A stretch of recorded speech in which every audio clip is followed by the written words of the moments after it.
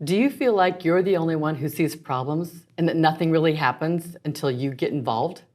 In this episode of The Leadership Hustle, we'll talk about the first 2 steps you can take to help employees take initiative and get those problems solved. Hello, and welcome to The Leadership Hustle for executives whose companies are growing fast and need leaders who are ready.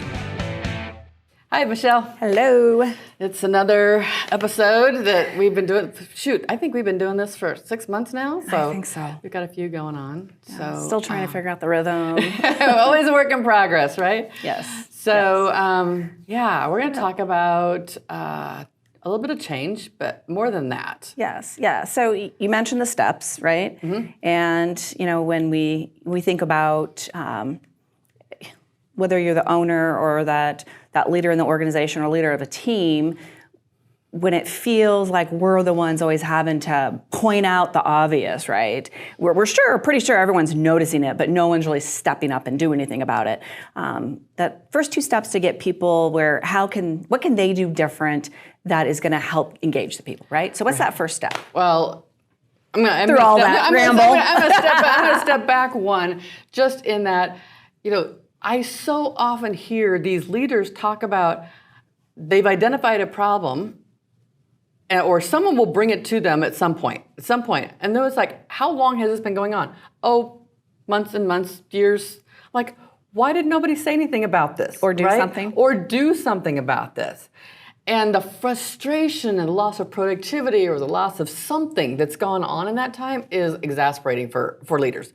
And so my history, I've had those scenarios where somebody finally, I finally noticed this is not working. Oh yeah, it hasn't done anything like that for like 6 months. Hello, why did somebody not do this? Yeah, right? And we've got employees having to do workarounds because it doesn't work correctly, right? So, we promised today we'd talk about these first 2 steps. And so the first step is really the most important. And it seems so intuitive and obvious and almost elementary, but it is so very often forgotten. And that is to decide, do you want a culture where things are always improving? And so today I'll probably use the word continuous improvement, but I don't mean it from the lean manufacturing kind of language. It's a thought of, do you want an environment where people are always looking for ways in which things can be better? Yes. Right? And so people will sometimes, the low-hanging fruit is when something's not working, go find that, right? But how do you create an environment where maybe it's not broken, but we can say, what if we wanted to? Or, this process takes 8 steps. What if we could reduce it to 6 steps and for it to take less time? It's the question, it's that wondering where, is it possible to do this? And even if it isn't, we probably have figured out and learned something about the process to make it better. Yes. Right? Yes.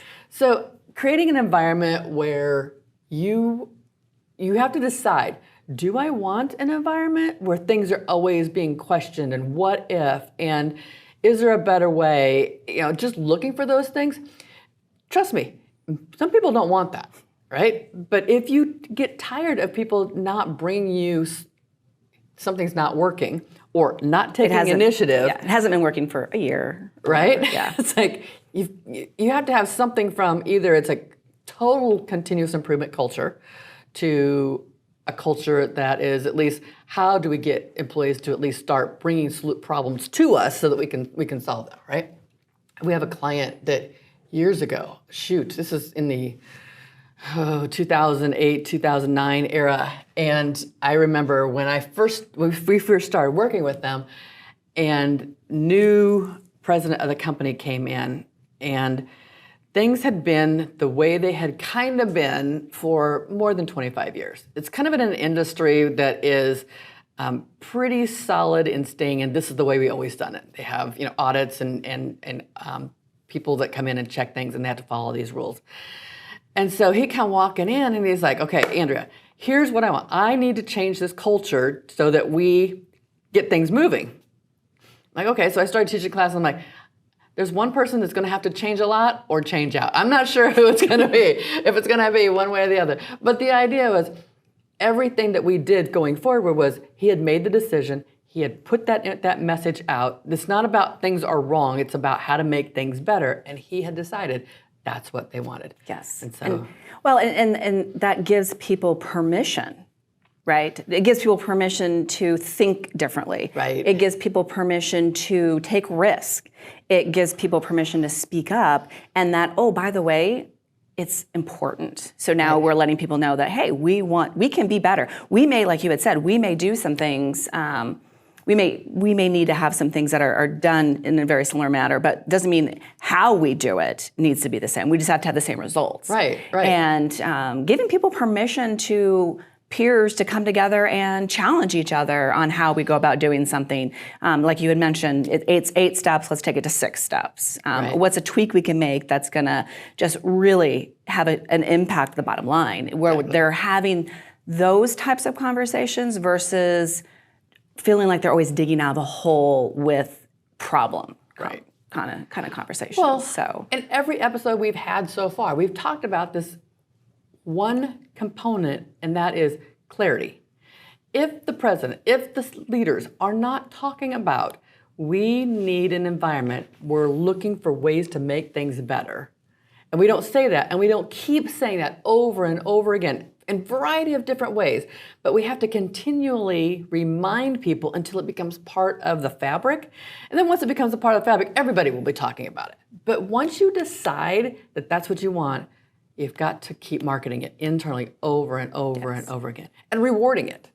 Yes, that gets into what are the current behaviors, what do we need to adjust or do different, and stop doing, start doing kind of scenario. So the second step that we're talking about is, what do we as leaders need to specifically stop doing, but also what do we need to start doing so that we are beginning this move this flywheel, because that's what we want. We want to move this flywheel so that it creates the momentum where people are bringing up the problems as they see them. And sometimes people bring up problems and it's a misunderstanding between people. And we understand that. But if no one's talking about the problem, we're still either doing the workaround or we're creating some kind of drama or reducing trust between departments and people, right?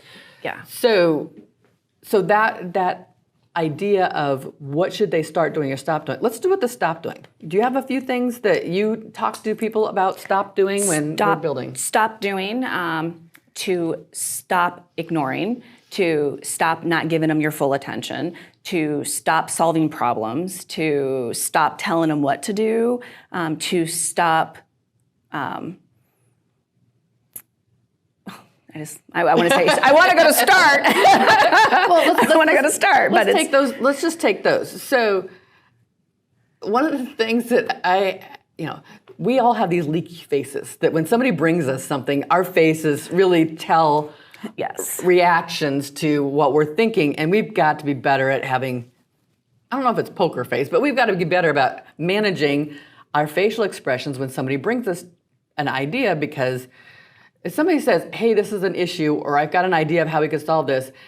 Or make it better. And our first is, and it's this look of wrinkled forehead, thinking, and people don't know how to interpret that, because the facial expression of I'm thinking to that was the stupidest flippant idea I ever heard, to why are you bringing this to me? I mean, all these things, people don't know what you're thinking, right? Correct. So let's manage the reactions that when somebody brings us a problem or an issue or a solution or a what if, the response should be, okay, tell me more. Tell me where this came from. Give me more about this idea. What do you think we should be doing next? Yes. Right? So instead of, I'm a big Heisman fan, right? Stop doing that. Don't do that. It's like, if you don't start asking more questions, we're going to go back to that initial question on this episode is, do you feel like you're the only one finding problems and nothing happens unless you get involved? They're bringing you ideas. They're wanting to solve problems, but they're finding out whether they have permission to do it, right? Yes. But they're also checking your temperature to see, Am I stupid? Am I Are you approachable? Am I approachable? And it's not Right. even just that person. It's anyone else around is going to be like, oh, do you see how they responded? I'm not going to bring them an idea. Right. Or, and I know I hear sometimes people say, well, if you're going to bring me a problem, you have to bring a solution. Well, I am all about bring solutions. So don't get me wrong, but sometimes they're just tapped out of solutions. Maybe sometimes they just don't have an idea, but they know there's a problem here, right? And Don't so just feel that they can't bring it. Yeah. What ideas do you have? Yeah, it's get the conversation. Or what have you done flowing. already? Yes. It's like if you've already done those, like they're out of ideas, right? Correct. Now I do understand some people, they just like here's the problem I have. I'm going to throw it over the fence. Now it's yours, right? I get that. Yes. But that's more the minority than the majority. But that's also if you take it. So if a person just brings you a problem and you're like, okay, I'll take care of it. Okay, that's your problem now. Right. And it's your problem that you took it too, that you didn't engage in a conversation. Right. And that's when we talk about second step, which we've gone into. Right. I can't remember if you brought that up or not. Yeah. So what are the things that we should start doing, stop doing? Yes, okay. Right? Yes. And so those things that we should stop doing is giving them a Heisman, right? Giving them some body language that says, don't do this, or I think you're stupid. Explain what your thoughts are. Don't just give them body language because everybody will misinterpret body language, right? So making sure that we stop doing that and start asking questions, engaging them in the conversation. What can we do? What has been done? Who else needs to get involved in this conversation? Yeah, who else should we involve? Because just you and I solving the problem, there could be two other departments that really impact this problem, or the solution may impact them, right? Right. Who else should be involved? And don't forget to reward them. I so appreciate the fact that you brought this to us. Or I appreciate the fact that you've already put some thought into this and how we could solve this. Or you've given some thought as to what the process needs to be. And it's like, thank them for the initiative, because that's what we want. If you don't reward the initiative, it will go away. Yes. It will go away. It's that what gets attention gets attention. Right. So having those positive conversations, thanking them, bringing them up in meetings that so-and-so brought this up. This is, because of this is what we're going to be doing different, and this is how it's going to help us. Maybe it makes everyone's life easier, whatever it is, but making sure that we are And it doesn't that. even have to be, we may not have to say anything. We simply, the person who's brought it to us is like, this is yours. I'm going to let you take it. I'm going with it. Let me know what you need. Let's do some check-ins now and then if necessary. It may not be that big of a project, Correct. right? Yeah. It could be something simple. Or maybe we give people education on how to do this continuous improvement, business improvement kind of thinking. And so, as we start talking about, look, if we want this culture, make the decision, but to stop punishing people who are helping you. Yes. And make sure that you're giving them the tools, the resources, and the rewards to make things move forward. Yes. So, like we said at the beginning of this episode, this is an episode one of having two things that we want to make sure that we're doing. Make sure we set it up, that we've got a culture that we want, make sure you've decided that that's what you want, and communicate with others. And then two, make sure that your behaviors are supporting people taking the initiative. Thanks for watching this episode of The Leadership Hustle. And don't forget to subscribe so you never miss another episode.